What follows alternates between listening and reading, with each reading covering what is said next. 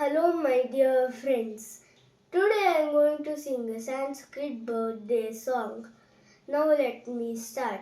Janmaninamidam ai priya sake shantanotu te sarvada mudam shantanotu te sarvada mudam shantanotu te sarvada mudam प्रार्थयामहे भवसतायुषी ईश्वर सदा त्वं च रक्षतु ईश्वर सदा त्वं च रक्षतु ईश्वर सदा त्वं च रक्षतु ईश्वर सदा त्वं च रक्षतु पुण्यकर्मणा कीर्तिमर्जया जीवनं तव भवतु सार्थकम् जीवनं तव